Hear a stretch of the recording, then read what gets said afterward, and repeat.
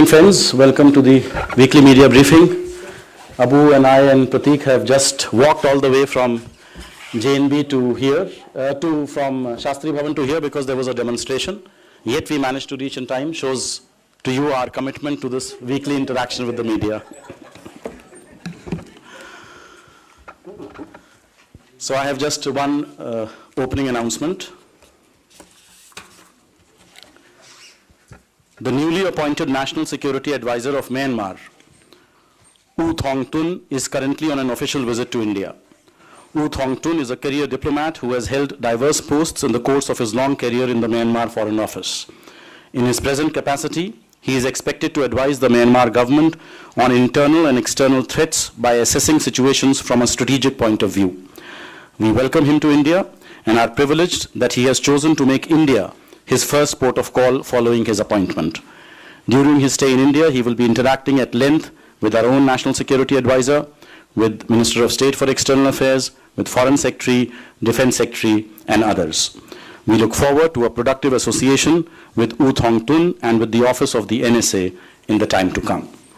That concludes my only announcement. Floor is now open for questions. Good? Okay. Mukesh.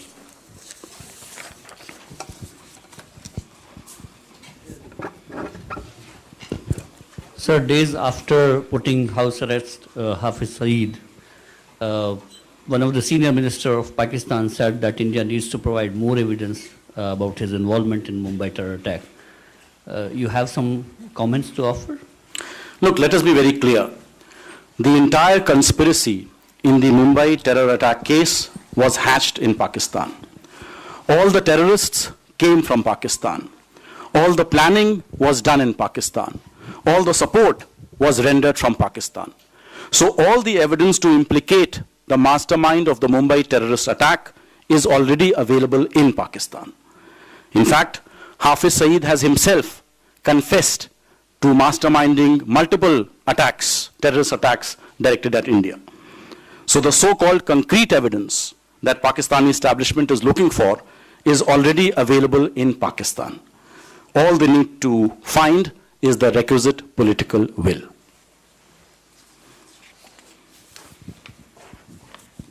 Sir, 2 Kashmiri athlete को US ने visa देने से मना कर दिया है। क्या माना जाए कि ट्रंप के निशाने पर अब इंडियंस भी आने वाले हैं? देखिए, ये जो 2 कश्मीरियों की आपने बात की है, उसके बारे में जो रिपोर्ट्स हैं वो हमने भी देखी हैं। हमने उन रिपोर्ट्स को ध्यान में रखते हुए यूएस एम्बेसी के साथ पूछताछ भी की। यूएस एम्बेसी ने साफ स्पष्ट किया है कि इन 2 कश्मीरियों को वीजा ना देने का राष्ट्रपति ट्रंप के एग्जीक्यूटिव ऑर्डर के साथ कोई संबंध नहीं है। उन्होंने कहा है कि ये उनकी टर्मिनोलॉजी में it was a standard adjudication based on the merits of the case. तो क्योंकि ये उन्होंने आधिकारिक तौर पर हमको कहा है, उनके जो स्पोक्समैन हैं उन्होंने भी ये कहा है, तो आई थिंक उसी बेसिस पे हमको इसको एक्सेप्ट करना चाहिए। Ranjit.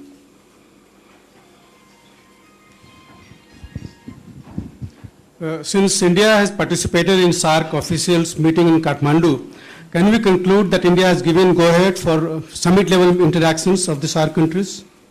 No, how can you make that particular, jump? Our position is very clear. We remain committed to the ideals and objectives of SAARC. Our objection was to the holding of the SAARC summit in Islamabad at a time when one particular country is opposed to regional connectivity initiatives, is promoting cross-border terrorism, is interfering in the domestic affairs of other countries. Not only India, all other SAARC countries also joined in saying that this time was not conducive to hold the SAARC summit in Islamabad. That remains our position. Yeah. Mr. Sir, regarding the 2 Kashmiri athletes, they are athletes after all. Is there any special suggestion or request that will be made by the MEA to the American embassy about getting them visas? Because clearly, if you are satisfied with why they are going, surely maybe there would be some effort by the Indian government as well. Look, first of all, those athletes have not approached the government of India for any assistance. My understanding is that the mayor of that concerned city where this competition was taking place himself is taking up their matter with the concerned authorities. But at the end of the day, issue of visa is the sovereign jurisdiction and right of every country. And at the end of the day, you know, it is their decision. Pranay. So a lot of concern about President Donald Trump's visa policies and especially the H-1B visa things. Especially the Indian professionals and Indian companies are worried. What concrete steps Government of India is envisaging to assuage their concerns? Look, first of all, let us be very clear. No executive order has been signed so far. All that has happened is 3 private bills have been introduced in the US House of Representatives. Such bills have been introduced in the past also. And such bills have to go through the full congressional process. So let us not prejudge the outcome, because we have seen what has happened to similar bills in the past also. If and when an executive order is passed, we will certainly give you our reaction. Charu? Indeed, no executive order has been signed yet, but President Trump, when he was candidate Trump, referred to this issue repeatedly and has made at that time his intentions and his position on this clear. It's not a position on which he has backed off since coming to power. There's also been a leaked copy of a draft executive order on this issue. So, and I understand, as you mentioned a few days back, India has articulated its concerns and position on this. Have we, in our interactions with the Trump team, either during the transition or post taking over, received any commitment or assurance from them on our concerns? We remain in dialogue with the Trump administration as well as the US Congress at senior levels. They are fully aware of our position on this particular matter. And I think our position is fairly clear that Indian software exports and Indian software technical personnel add to the competitiveness of US industry. Arunim?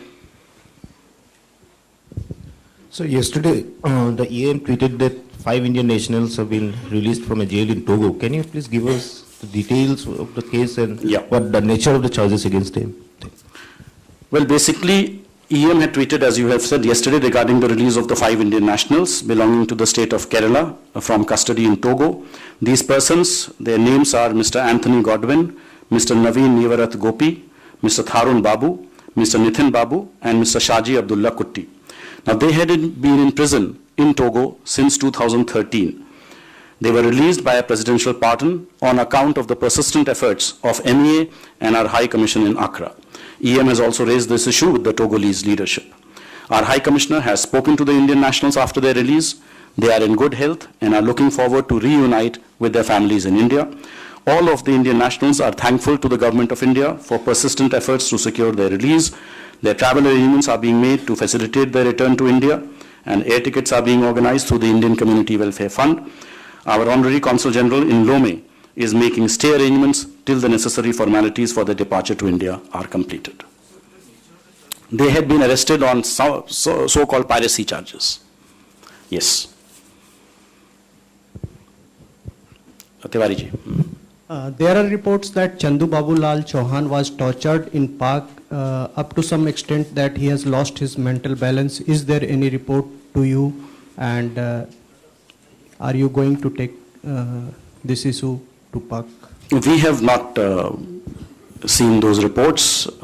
As you know, he was handed over at the Wagha-Atari border to the personnel from the MOD side, and I think the right quarters to direct your query would be MOD.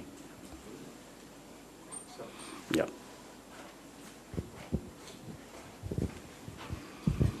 So the Pakistan Army had recently commented that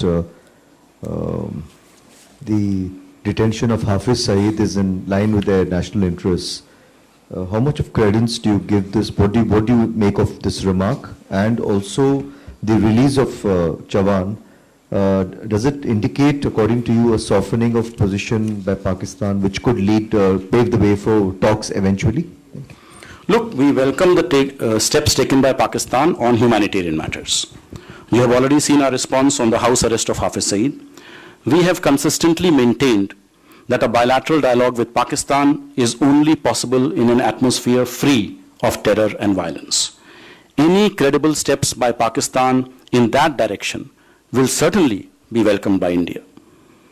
But as far as the matter that you mentioned of Hafiz Saeed and his arrest, etc., look, we will not go by their claims or their statements. We will go by what we see on the ground.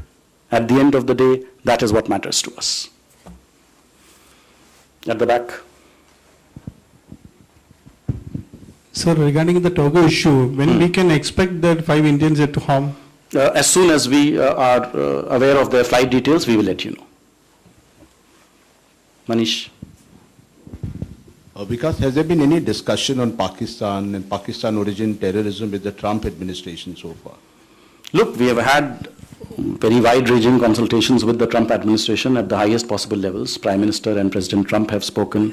Foreign Secretary has been there. National Security Advisor has been there. So obviously, we have discussed the entire gamut of issues in the India-US bilateral relationship, as well as regional issues. This was also alluded to in the White House readout that was put out after the meeting, after the telephone call between President Trump and Prime Minister.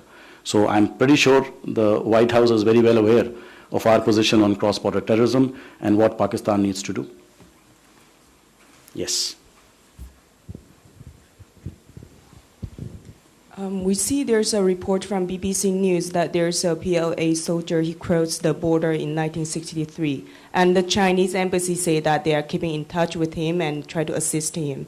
And now they are waiting for the response from the Indian government. Do you have any information to share with us? Yes, we are aware of this matter, especially now the BBC documentary has brought it into a much wider public domain. We are in touch with the Ministry of Home Affairs to ascertain the details and to see how best we can handle this matter. Kalul. So the Palestinian president visited Dhaka and Islamabad but did not visit Delhi. Why has it happened? You were supposed to pay a reciprocatory visit after President Mukherjee's visit to Palestine. Look, first of all, I think it is ridiculous to suggest that every visitor who comes to our neighboring countries needs to come to India, just as every world leader who comes to India does not necessarily go to our neighboring countries. Insofar as our relationship with Palestine is concerned, it is very robust and wide-ranging. Our commitment to the Palestinian cause is well known. You are also aware of the bilateral assistance that we have provided to Palestine and the various visits that have happened. Rashtrapati ji visited Palestine for the first time and stayed in Ramallah. The first ever historic joint commission meeting between India and Palestine was held on November 7-8, 2016 for diversification of cooperation into several areas, including IT, health, education, capacity building, security cooperation, etc. We are setting up a $12 million techno park to connect Palestinian youth with the Indian IT sector, and are also setting up an institute of diplomacy in Palestine for training of Palestinian diplomats through GOI assistance of 4.5 million. We have also doubled the number of scholarships for Palestinians to undertake higher studies in India. We have increased the number of ITEC slots from 80 to 150 and ICCR scholarships from 25 to 50.